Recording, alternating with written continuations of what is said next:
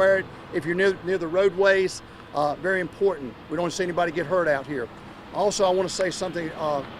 It's a very tragic situation. There are a lot of people involved in this search over the past 26 hours. We're going to continue to search, and we're going to continue to search, as Mr. Cates said, with due diligence, because we want to find these people and make sure they're okay. But we also want to ask you to say a prayer for the family, the ones who lost a loved one that are connected to this tragic incident that occurred down here at the dam. And again, like I said, we want to also thank all of our first responders, our rescue members that are out on the river and train on the river regularly for these exact situations to help others, because that's what we do. We train so we can help others to save lives. So again, we appreciate everybody coming out. We appreciate everybody's support, and also for the churches and the businesses that donated food to help support our people out here in the field that are working during this rescue and search period. Thank them so much also.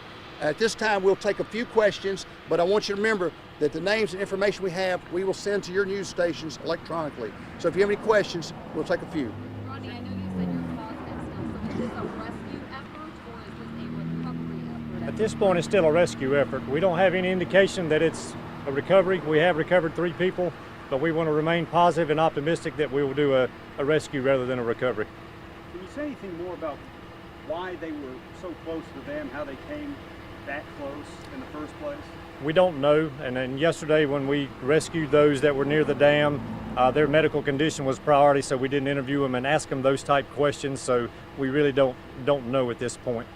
Our investigators, excuse me, our investigators will be following up to try to answer some of those questions, but right now, one big question is where the person's from, how long have they been here, and I can't answer that question, but I knew that most of the persons were from the Eden area, but again, I don't know how long they've lived in Eden and the familiarity with the waterways. I have not heard. I checked this morning and I did not get an update this morning. They did not have life-threatening injuries, but I do not know if they've been released as of yet. Wait. At this point, it's been over 24 hours since this all started. At what point do you start to maybe think this is more of a recovery effort, and how long can we get people to be on this water or on the woods before we start thinking about things kind of in a negative light? Tomorrow, bringing fresh eyes in. We want somebody to look at the water, look at the debris in the water from a new standpoint.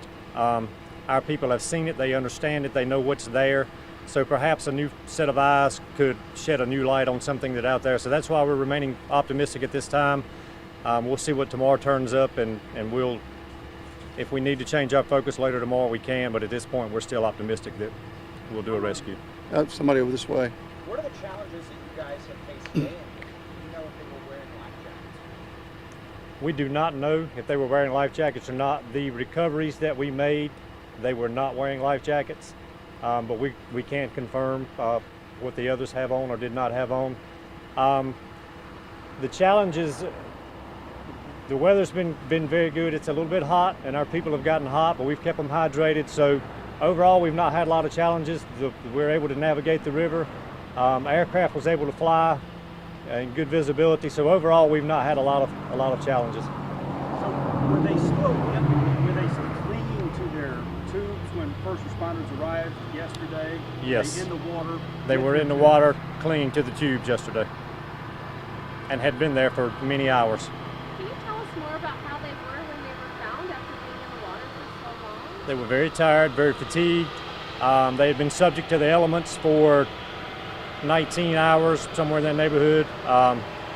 So very, very fatigued, very strained from the elements of the day, the night, and the physical strength it took to hold on until we got somebody there. And was there one tube they were all holding on No, to? there were probably 3 or 4 tubes they were holding on to. Yes. Have y'all had anything like this? Have y'all had anything like this happen in this county recently? Not to this magnitude. We've had water rescues. It's typically 1 patient, 2 at the most. To have 9, 4 rescues, 3 recoveries, 2 missing, we've not had anything of that magnitude and that I know of. Has this dam been a problem spot before with people floating down the river? Not to my knowledge, no. How long have you guys planning to do that? We'll be out. Actually, everybody's off the water at this time. The aircraft is not coming back tonight, so back behind us, they're winding up the operation now, so we'll probably be another hour, but we're off the water. The search is suspended at this time. They're just in a cleanup effort, getting all their equipment stored back. To your knowledge, has this happened before? No. I haven't seen the dam. How high is the dam? It's 8 feet over the water. We looked at a construction drawing of it earlier. The actual dry conditions is 8.5 feet high, but you know, with the water, there's 2 or 3 foot water at the bottom of it, which is just churning in a hydraulic manner. So you've probably got 5 feet of the dam out of the water that it's flowing over. If you look at the dam, and I went out there a little bit today, if you look at the dam at the base of it and go out about 3 to 5 feet out from it, you can see the hydraulics moving backwards and stuff like this. So that's a dangerous spot for any overhead dam. And we do have some in the county. And I always tell people, be careful when you are around a dam because of the hydraulic situation. Because if you got enough water running over it, it could put you in a dangerous situation on the other side at the base of it. Is there a reason you guys are stopping before dark tonight? Our crews have been on the water since 6 o'clock this morning, and we need to protect our crews and protect their safety and their fatigue level. It's been hot on them today, so that's why we're pulling them off the water at this time. And some of the questions asked pertaining to the persons that were rescued, we'll still be talking to them, but like I said, they've been out in the elements like Mr. Cates said, and we'll be following up, but we need to give them a little time for recovery also, because they've been through a very terrible situation, terrible.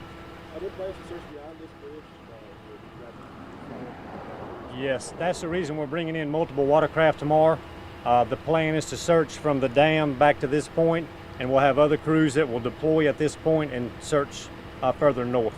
So yes, we'll try to traverse the entire waterway again as best we can. Mr. Cates, how far were the persons recovered from the dam roughly? About 3 miles. From where we are now back to the dam is right around the three mile mark. And you recovered the bodies within those 3 miles?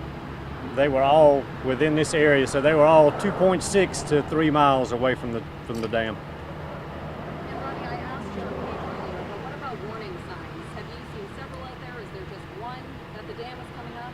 There is a sign that indicates the dam is coming up.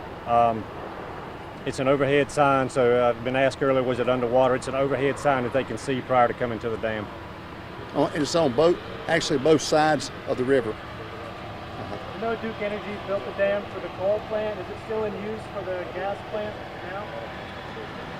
I can't confirm or deny. I don't know what they use it for I'd have now. to refer to Duke Energy on that. Can you talk about the technology that you guys have used out in the water to climb up and find recover these two individuals? And also, has there been any discussion on making this a routine like it for the dam? That would be up to the tourists and recreation people to make that decision. The technology we're using, we use automatic locations. We have our people that are on the watercraft have some automatic location devices with them, so we can pinpoint at all times where they are on the water. If they are to locate something, we can pinpoint that on a map using longitude and latitude so that we can go back and search that area later. So yeah, it's a lot of technology into this. Are you running into a lot of debris in the water?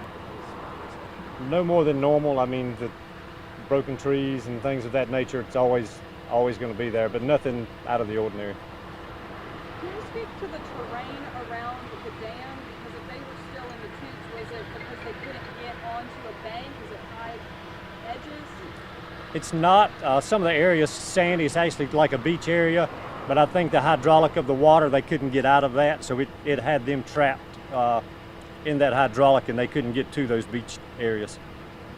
It's kind of like an undertow. It kind of pulls you back. Just a question for you too, Rodney, because I know you and your department have seen a lot the past 1-2 months with the helicopter crash, another aircraft crash, now these water rescues of young people. How are y'all doing, and are there any mental health resources? We have some employment assistance for our people, and we offer that to them.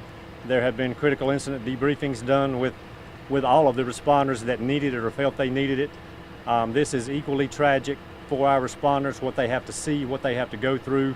So I was asked the question, why are we coming off the water now? We have to protect our people as well. They have families to go home to, and we need to make sure that their physical and mental health is stable at all times as well. A couple more questions. A couple more. Everybody good? You said you're going to be looking further north towards Virginia. What other agencies from the Virginia area would you help? Danville and Pennsylvania County, we've already contacted them, and they've been traveling south on the river from the Danville area back to this way. Will that be heading up further north than where they have been? They probably won't. We think the target area would be from Danville back this way at this point. What is your message to people that are probably going to be hitting the rivers out this way and all across the state this upcoming weekend? They need to wear personal flotation devices. The inner tube is not a personal flotation device. If it deflates and a person doesn't have a personal flotation device, then they're struggling in the water.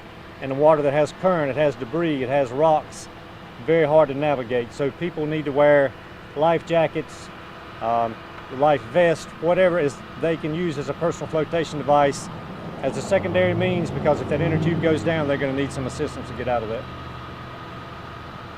All right, last question. Sheriff, is it possible for you to spell those names for us so we can get a spelling correct for those names, those individuals? We're going to send those to you. Yes, sir. You'll get those electronically. Guys, I want to say this one more at the time. Thank all the media for helping us get our message out there, what we're doing, and showing what the first responders are doing, trying to save lives here in Rockingham County. We appreciate everybody's thoughts and prayers. And again, as any other information is developed, we'll make sure we let you know. Thank you very much. And at this time, we're going to end our press conference. Thank you. You have been listening in to emergency authorities in Rockingham County, including Sheriff Sam Page, giving an update on the search on the Dan River. You're watching WFMY News 2 at 5.